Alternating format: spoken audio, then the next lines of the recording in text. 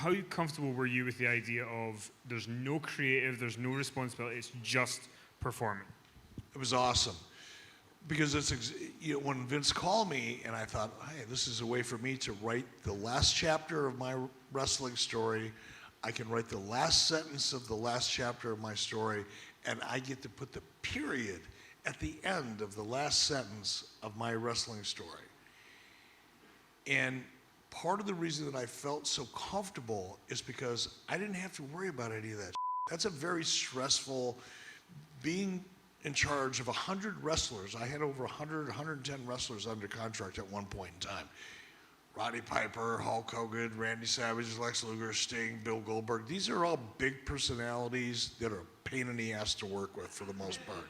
You know that. You've had a taste. No comment. They're difficult. It's the most it was the most draining part of my job was managing the egos and the personalities. So I thought, I get to come and all I have to do is go out and be a good character on TV? That's easy.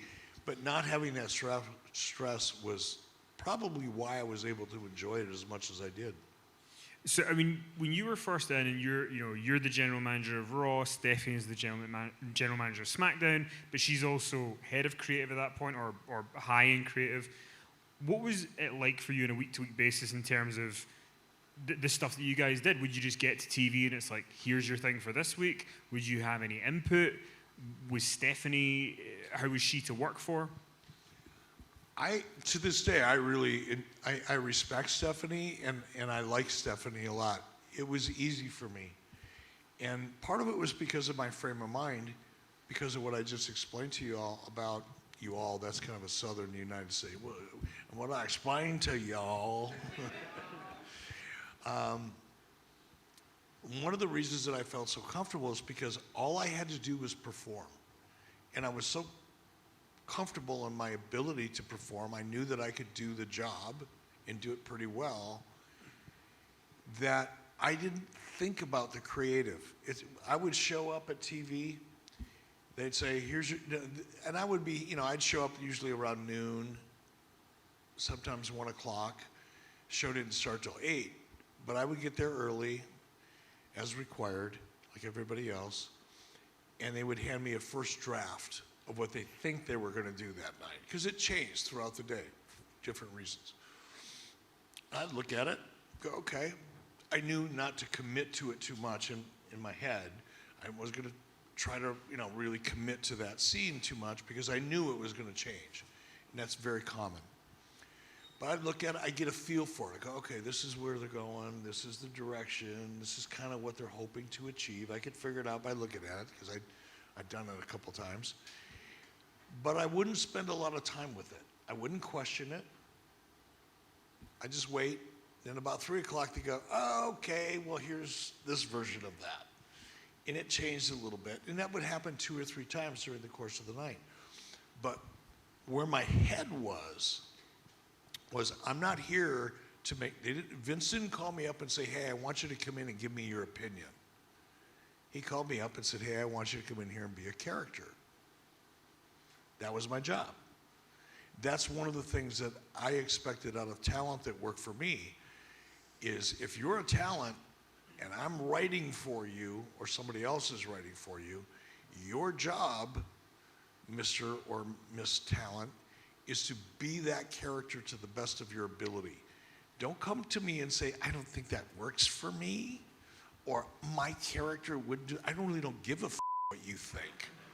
That's not why you're here. You're here to do what I think, or what the writing team thinks. And that sounds harsh and cold, but it's true. So now I'm on that side of it. My job wasn't to say, hey, Vince, hey, Stephanie, I don't know if I would really do that. That's not really me. The Eric Bischoff character wouldn't say it that way. I looked at the script and said, okay, this is what they want. How can I do that to the best of my ability? So I never thought about it. And Stephanie was great. I never had any issue with her. We made out. We'll get to that, don't worry. It's funny because you come in the July and you guys are doing the GM. There's a lot of things in this we're going to bring up, but the thing with you and Stephanie felt quite real in terms of you've got one show, the character, and you want it to be the best. She's got the other one. There was almost a WWE versus WCW divide. Did you feel that when you were doing stuff those first few weeks? I felt that with her in those scenes, but only in those scenes because Stephanie is a really great character. First of all, she's a very talented woman. I watched her. I'll stay with a question. When we were doing the scenes where she was in charge of SmackDown and I was in charge of Raw and we were supposedly competing, Stephanie was such a great character that she could fall back on the reality of our relationship. When I was the head of WCW and I was trying to put her father out of business and calling him out, wanting to beat his ass on TV and all that, she could feel that. She was able to pull that up like an actor or an actress would. She was able to bring that to the surface so that her performance reflected how the audience would expect her to feel. But then we go backstage and hug. Oh, that was awesome. High five. That was great.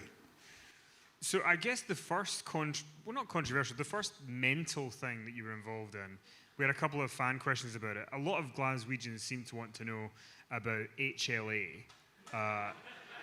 It stands for Hot Lesbian Action. Let's be honest, we're in Glasgow. Who does not appreciate a little bit of hot lesbian action? Come on now.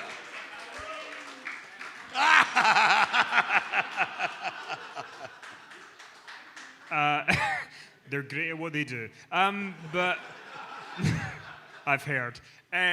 So that's probably the first thing I would imagine where, you're getting these scripts every week. You're doing this, you're doing this, you're doing this. And then they say, we're going to have this angle where there's the lesbians who come out on Raw. There's a graphic. You can Google it.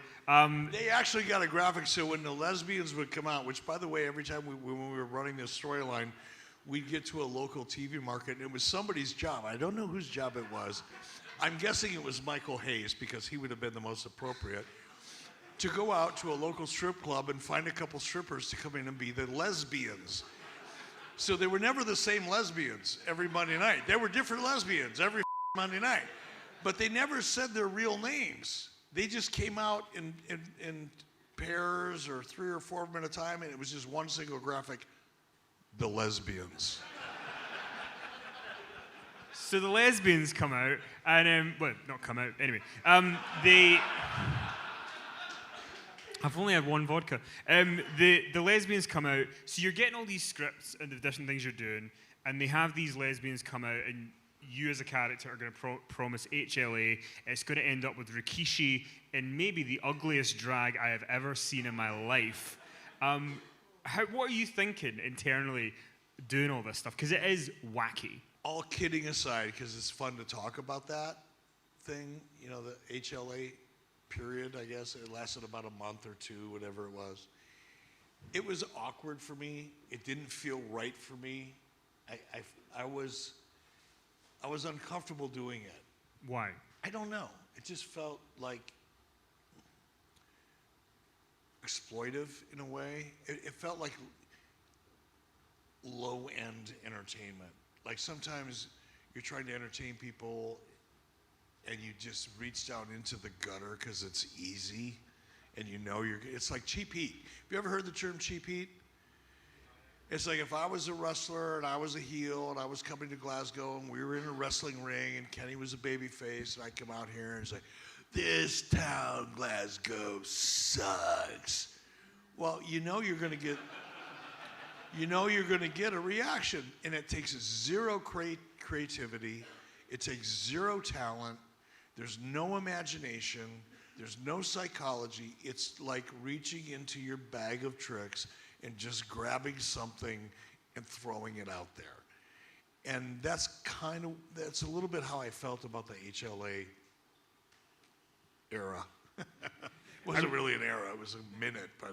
This kind of ties in, just on that, this kind of ties into various things that the Eric Bischoff character did over various points. There was kind of sort of abusive things to women of like, making, degrading women within the character. Is that something that you were kind of, well, this is what they're asking me to do. It's not my creative. I'll go along with it to an extent. That's exactly what it was. And I did a good job. I pulled it off, but it wasn't something that I felt good about. I didn't feel bad enough about it to say no. I took the fucking money and did it. But yeah, it just wasn't my thing. I wouldn't have done it. It wouldn't have been my creative. But again, what I said to you earlier, my job wasn't to go, well, the Eric Bischoff character doesn't feel comfortable doing it. It's like, okay, you want me to go out there and set these women up, get squashed by Rikishi, make them make out on TV, whatever it is they wanted me to do, I'll do it to the best of my ability. After this, we'll talk about the Billy and Chuck wedding. But before that, 3-minute warning in general. What did you make of that story, and the fact that you could just find various different ways to come out and tell people they had 3 minutes? I think that was perhaps one of, and still is to this day, one of the more underappreciated angles and ways of using wrestlers. I thought it was awesome. Because in part of it, yes, please, Rosie and Jamal.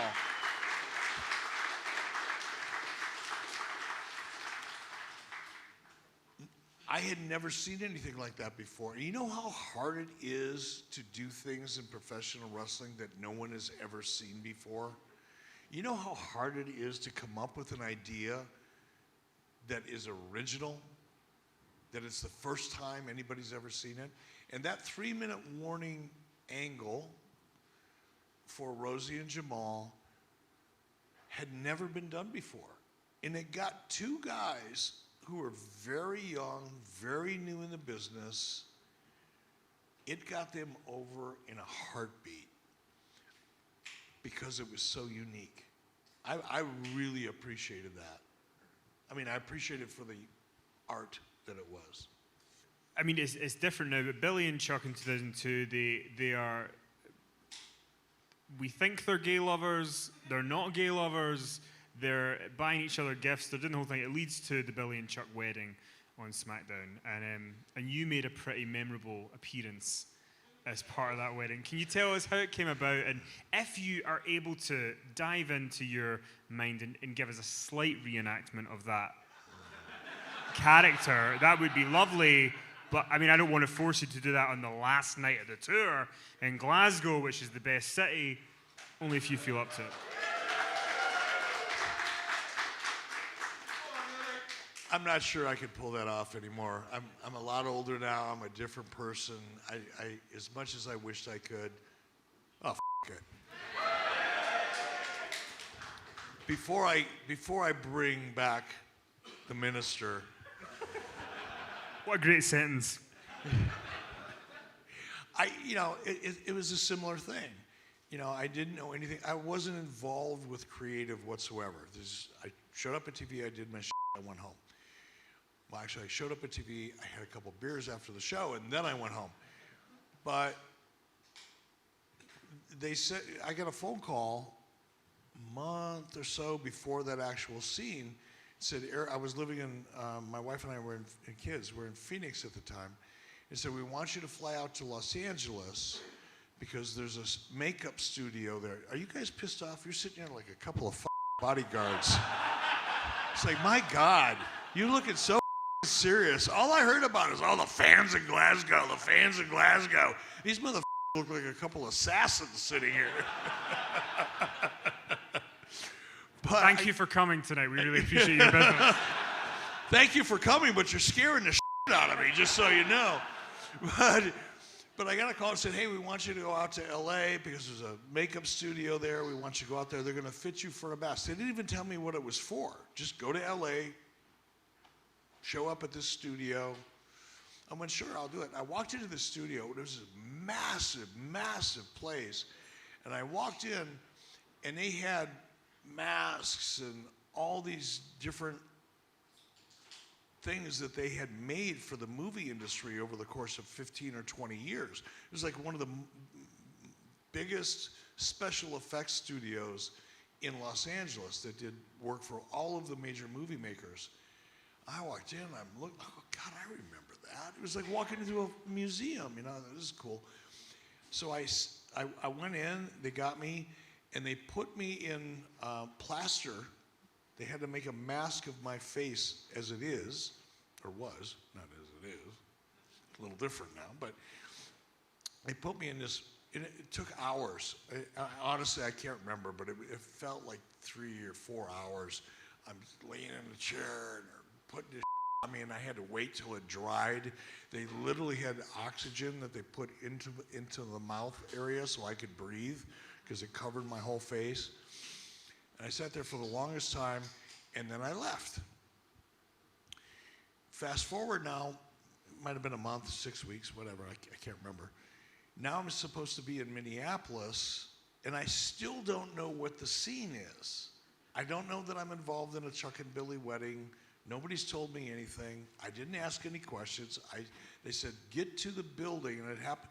My family, I lived in Minneapolis, and so did my wife, so I had a couple friends that were going to be there anyway, but they wanted me to get to the building early before anybody else showed up, any of the other talent. The rest of the talent, all the producers, all the people that did all the electrical and hung the lights and all that stuff, they were all showing up later in the morning. They wanted me to be there at 9 o'clock. So I showed up early. I went into this room, and WWE had flown 3 of these makeup artists from Los Angeles to Minneapolis to now apply this mask to me, on me. So I go in, and again, I'm in that room for hours. And I was leaning back in a chair. I wasn't looking in a mirror. I was leaning back in a chair, looking up at the ceiling. All the time they're putting this mask on me. So I didn't know what the mask looked like until I stood up and looked in the mirror. Holy shit. It was crazy.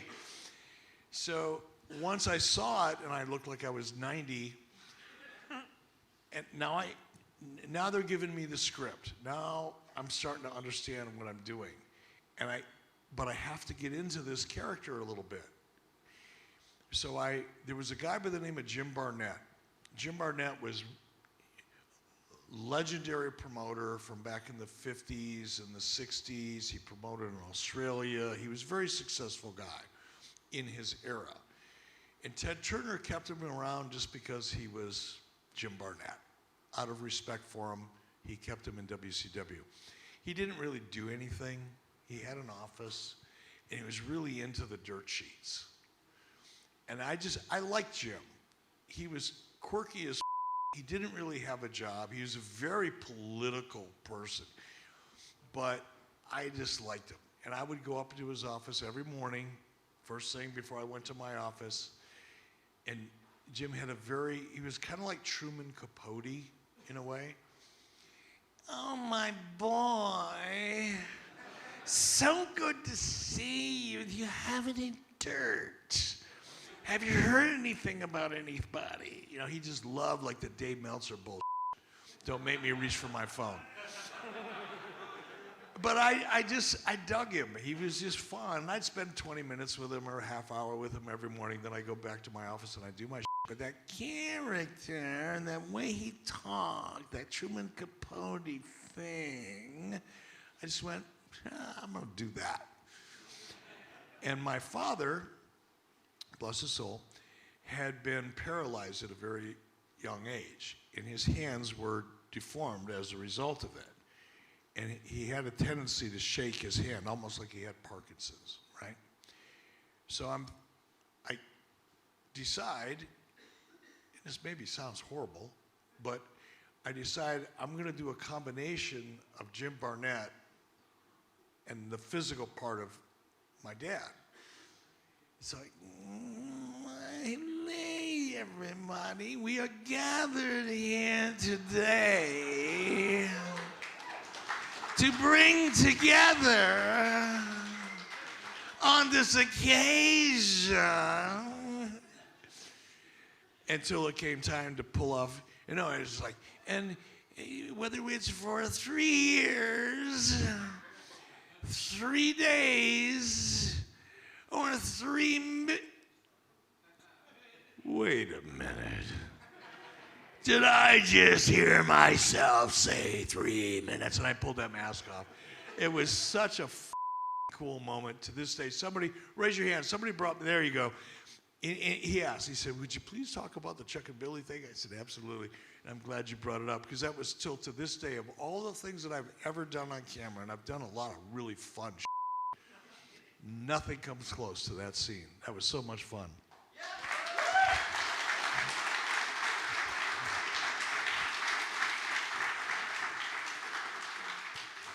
But when you think about fun, and you know, being the minister for Billy and Chuck is fun, maybe like a second place would be you and Stephanie are in this feud. And Vince McMahon thinks, maybe I should direct you to make out with my daughter. And ironically, that ends up being the end of this story that was so hot. So can you tell us about that guy's decision to direct you making out with his daughter, and also why that ended up being the end of that story?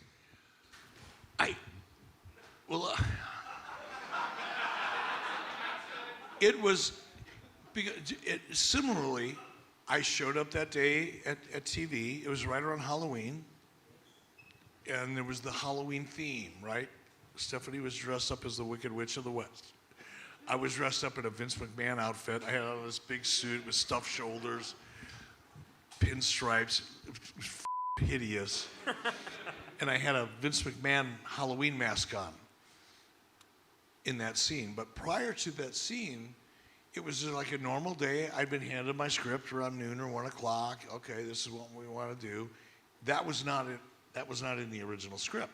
3 o'clock. Same thing. I get an updated version of my script. Nothing in there about Stephanie. About 6 o'clock that evening, the show starts at 8. Vince comes up to me and goes, hey, pal, we're going to do something different tonight. I'm going to have Stephanie come in. She's going to see you dressed up as me. You're going to turn around. You're going to pull your mask off. And then you're going to pull her in tight.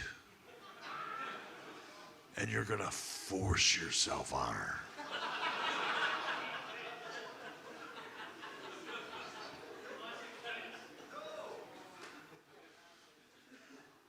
Really? You pull her in, and she's going to slam her fist into your chest, trying to beat you off. Sorry, Kenny.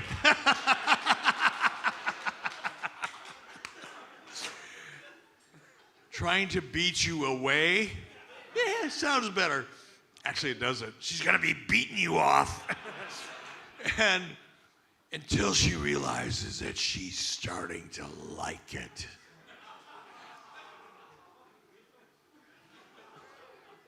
I'm not going to ask any questions. I took this job. I'm just here to perform.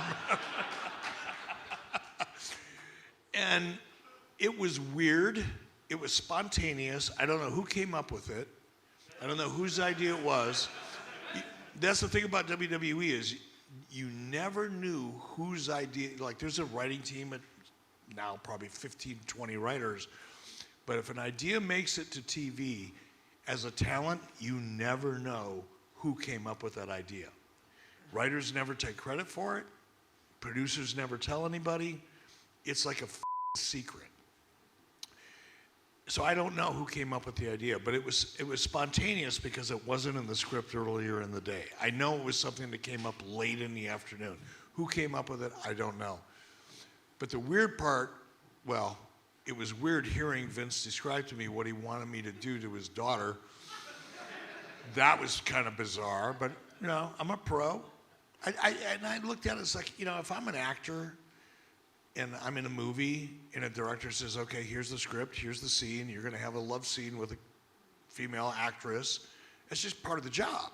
You don't take it personally or get too involved in it. But I'm not going to say it. I'm not going to suggest it because she had a big set of tits and a low-cut top, that it wasn't kind of interesting. I'm not going to say that. If I was less of a person, I would make a big deal out of it, but I'm not going to do that. I'm going to take the high road. Oh, God. If you can take I love Glasgow. If you can take away any quote from tonight is, I'm not going to suggest it because she has a big pair of tits. But the weirdest part of it was, now we're in this little office that I don't even know, in meters, I don't know how to describe it, but it was a very small little room that was supposedly my office. And cameras are in there, lighting is in there, so there wasn't a lot of room. There was a desk in there that was supposed to be my office desk. And I'm doing the scene, or I'm prepared to do the scene, and Vince is like closer than Kenny is to me. Vince is directing it. It wasn't somebody else. Normally other people would be directing me, Bruce Pritchard or somebody else would be producing me or directing me. But this time it was Vince. And this was a live shot. So it was a scene where they would cut back live to the office and we would do the scene, but it was fed to the house on big monitors so the people in the arena could see it. We walked through it once before it went live. All right, pal, I want you to grab her. No, I want you to grab her, pull her in. The whole thing. And she's beating me off. Until, as her father suggested, now you're going to start liking it. And then it turned into what it turned into. That was weird.